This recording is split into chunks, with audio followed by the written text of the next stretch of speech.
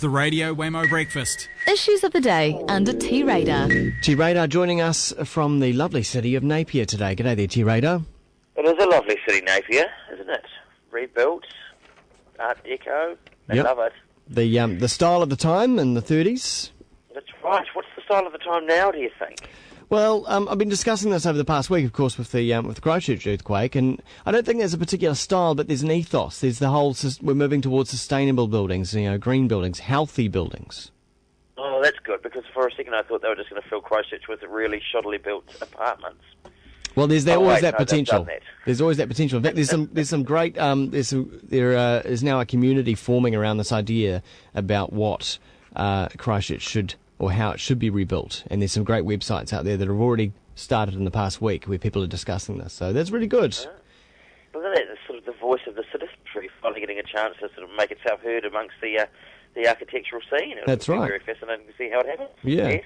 Hey, staying with the did you see the headline on the front page of Stuff today with Aftershock, sisters return to looted home? Yes, I did. And someone had gone into their house. I think we buried away some of their goods. And I was thinking, okay, so I mean, it's nasty whether it be looting or robbery, but when does looting become robbery and robbery become looting? Well, I believe looting becomes looting after some form of sort of natural event or a disaster, after a fire, after a riot. Oh, you loot during a riot. So I guess when there's any form of civil unrest or disaster, then that is when looting happens.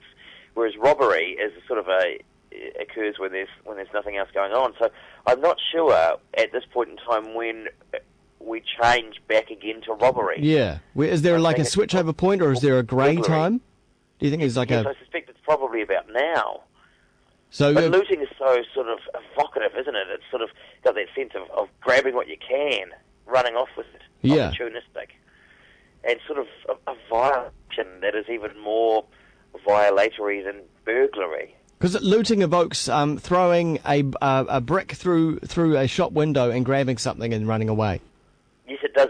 It involves people with televisions on top of their heads running down the streets. Yeah. Yes. But, it's terrible. And there's been quite a lot of it actually going on. I think they haven't sort of reported on all of it.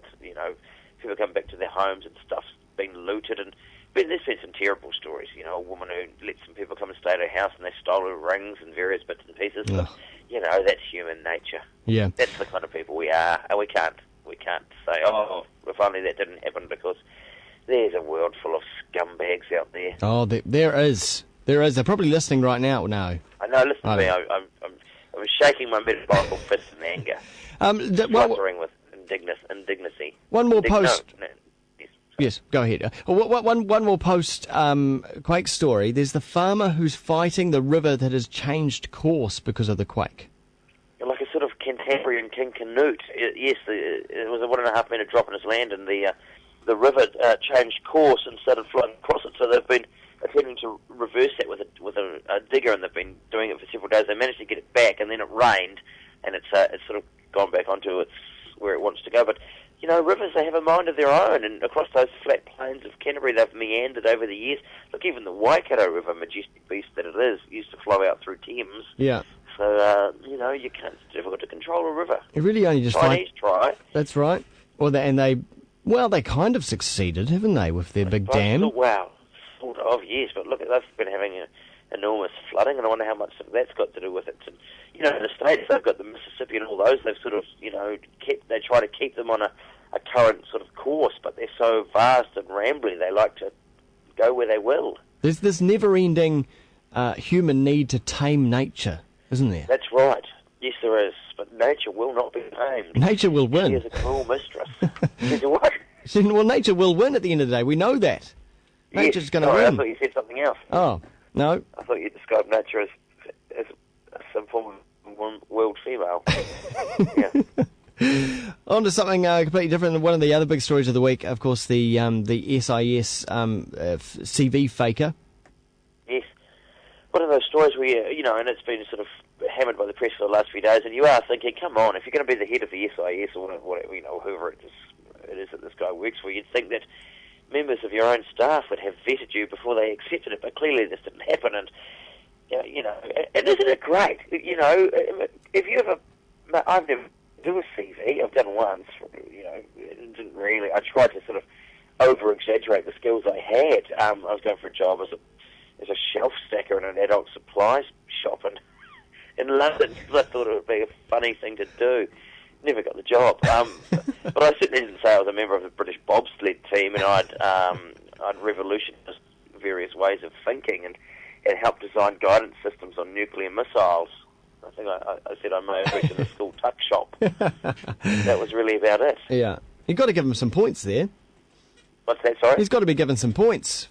You really do, and at what point, do these people think it's not going to be discovered? And I suppose you do it, and you think, it would have given me a shot at getting the job. Then you get the job, and then you must be living, do you live a life of fear, thinking, they're going to discover me. Every day there's this sort of nagging doubt, and is he happy now that it's happened? That it's all been exposed, and he's gone, thank goodness, it was a terrible mistake. Or, do they live in this totally fictional world? He's got to have a future as a thespian or a small stage actor. So.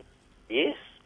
There's many a sort of an amateur dramatic society or small operatic group who may require a man who has abilities to convince people. But the other thing is, they say he's been doing a very, very good job. So, if he's been doing a good job, who cares about a couple of discrepancies with his CV? Good point. Who cares what his background is? What about David Garrett this morning? News about him? Yeah, an assault conviction, and I think it was 2001, a bit of a fracas with the head of psychology, I think it was, at one of the Tongan hospitals. There was apparently a dispute about the honour of a woman, and David Yates says he was hit from behind and had his jaw broken, but nonetheless both of them charged with assault.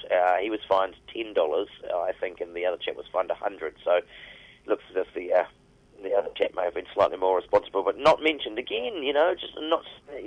You would think you'd sort of try to get that out into the open as soon as you could. And I saw a TV commentator this morning say, why didn't he mention it in his maiden speech and make a point of, here am I, a man who's turned his life around. But again, dark secrets in the closet. What's in your closet, Wammo? Oh. What's there? What's lurking away that you need to get off your chest? I dare not look. No. Just lock it away in there and wrap it all up in lots of layers of guilt and chain that up with various other things and put it in a dark cabinet in the back of your mind.